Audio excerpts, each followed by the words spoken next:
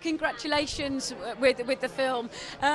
First of all, having made the film, are you glad that you actually went ahead and made this film? I'm really glad being made this film because we're able to tell every people who are related to these stories. So it's a very glad and proud moment for us that a lot of people are engaged.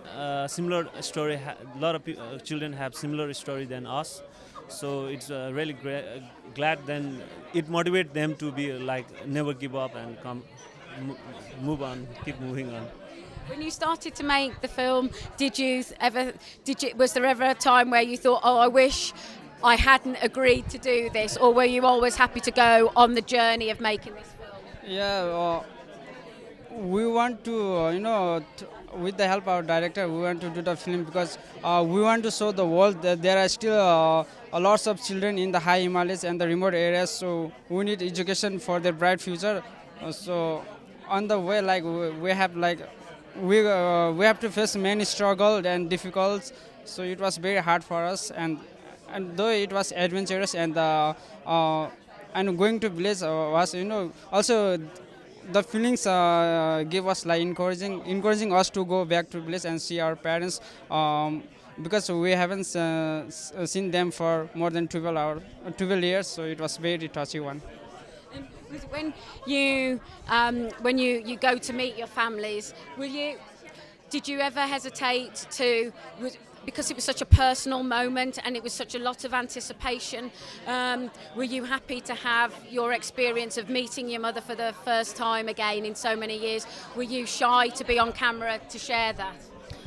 I was very excited that time, and I was expecting many from my mother because I'm going to meet my mother after many years, 12 years. It's not a short one, it's so long. So I was expecting more, but my mother got shy on the camera. So I was expecting more, but there is nothing I get. And later I asked about that, and my mother says I feel very shy that time, and there is others peoples also, so she feel very shy, and she said that is my first time on the camera, so I can't express my feeling that time. She said that later one, so it was really great moment for me.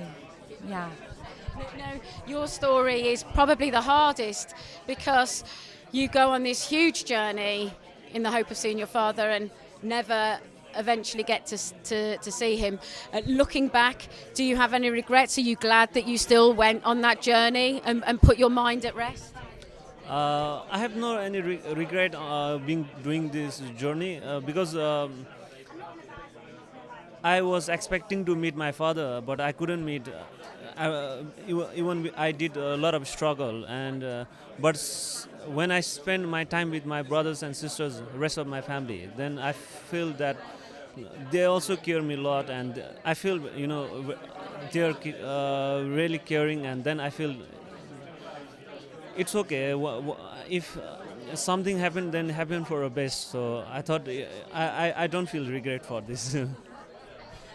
And do you think, sort of going back home and then coming back, are you happy that you spent your time at the school rather than growing up in the village? Are you pleased that your parents made that decision for you? Yeah, our parents, when we arrived at our village, so our parents was very happy. They saw us as understanding person. They saw us as an educated person. So we are very glad that our parents made that sacrifice for us to make our future bright. So it was very great. I know we are very thankful towards our parents, and we hope in next life we want to be their son and daughter as well. So I think we see through your mother what a selfless act she did by letting you go to school because she wanted more for you, and I think your mother. She's a real inspiration, isn't she? Yeah, she's the hero from my family, and she sacrificed her happiness for me. And on the village, they think that girls' education is no important, so they focus on the boys only. But my mother sent me to Kathmandu for education instead of my brothers. So I'm very lucky, and I'm very thankful for her sacrifice. And yeah. What we see as well through the film is is your country, how beautiful it is. Do you think this documentary is a lovely way to show the world an appreciation for how beautiful your country is? It brings the real beauty of the Dolpa part, because it's the most remote part of the Nepal, and tourism is not motivated to go there, like tourists are not motivated to go there because the promotion is lacking over there. So this is a great to bring the beauties through the walls, and I hope this documentary will bring a lot of change in the sense of the trees and in the sense of the stories to people. Whoever watched this movie could realize that there is something, someone who sacrificed something for someone's betterment, and never give up. So it's really inspiring. I hope it will inspire others as well. So. And can you tell us any kind of funny stories about when you were making the film? Funny stories.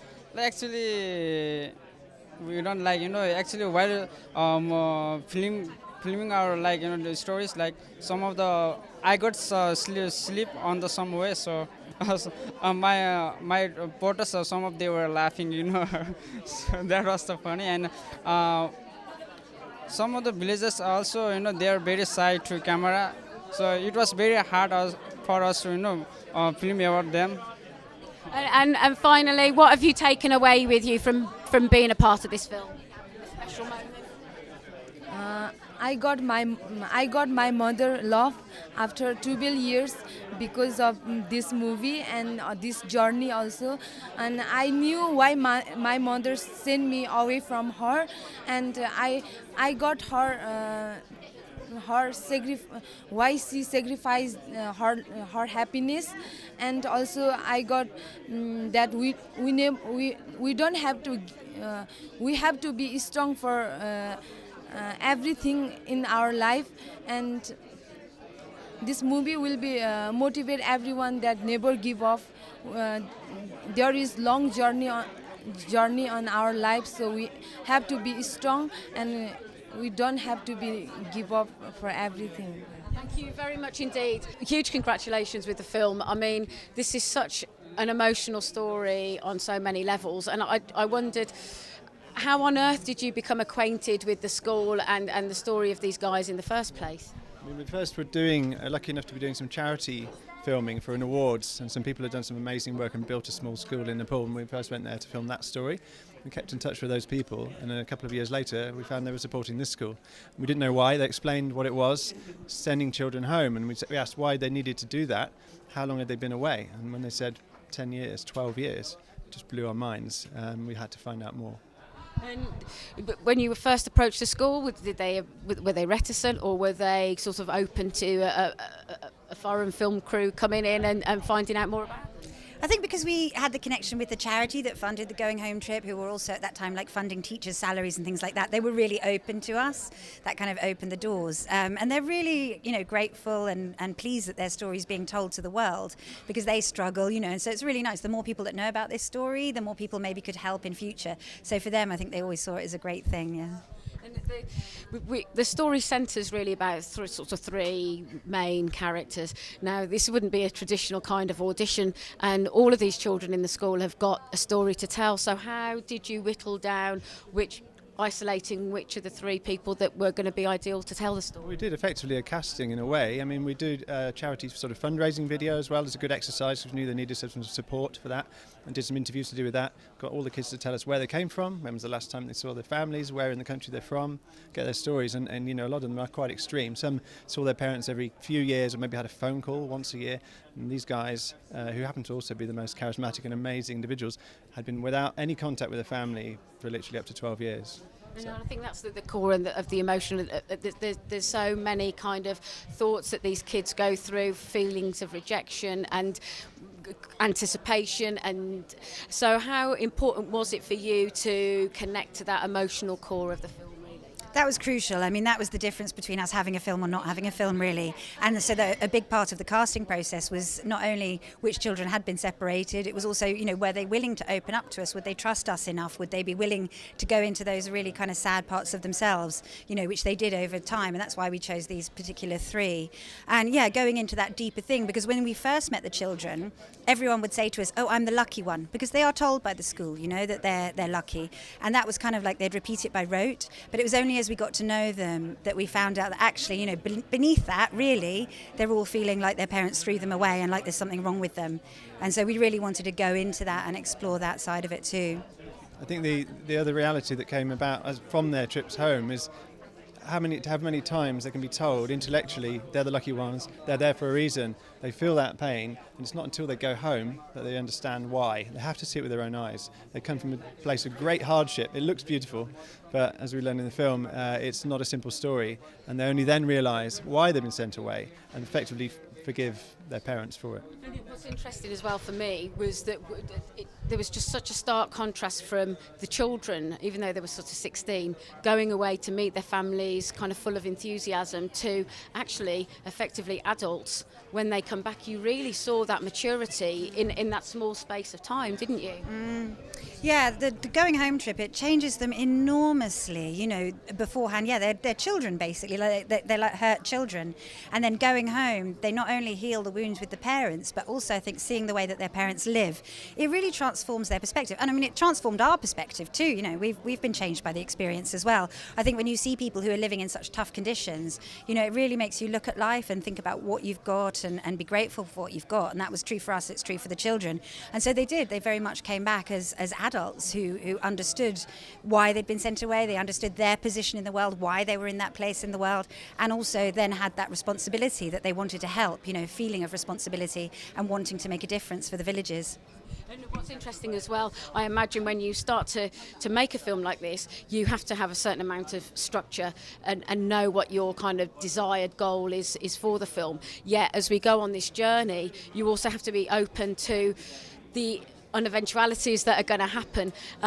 Some of the things that you just couldn't have planned for. Was that kind of the remarkable part of this journey? There were a lot of surprises, and we often can romanticize, the village life or the story. Essentially, we imagine this story arc. They're going to meet their families. It's going to be a big hug. Everything's going to be okay. And it's a rocky path. Some of them, one of the 3 really doesn't get what he's struggling for, and their family is difficult. You can't just rekindle a mother-to-child relationship after 10, 12 years just like that. It's complex and there's a lot of issues, so they really struggle, but they are, do it with such grace. That's what's so inspiring, how they handle it. They're so young, but got something to teach us. And you talk about a rocky path. The terrain that they actually travel on is rough.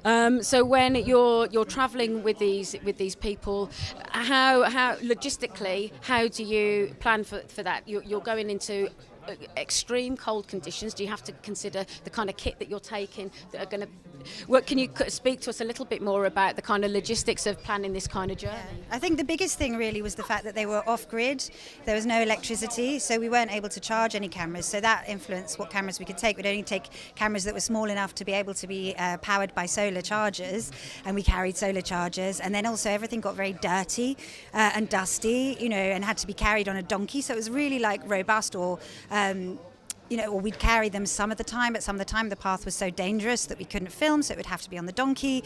It was really, really tough. The journey was really tough, and actually the toughest moments of the journey, I think apart from Nima's journey, which he managed to film brilliantly in the snow, that climb, but there were other parts of the journey that were perhaps almost as tough that we just couldn't film because it was too dangerous, where like the path had been washed away by rainfall, and so we had to like forge through a river.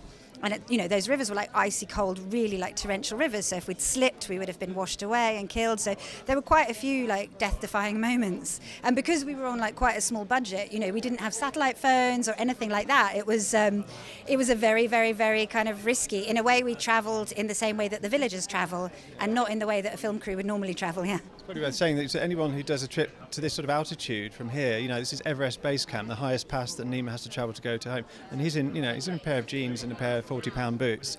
If you know anyone who's done Everest Base Camp, they prep. Boy, do you hear about it? They're in all the gear. They got all the stuff. They got a satellite phone. They got medevac. Helicopter if need be. None of that. Just not the budget there for that for them even to do the trip. So it is properly dangerous. There's mortal danger as well as the emotional difficulty of it is actual, serious challenge.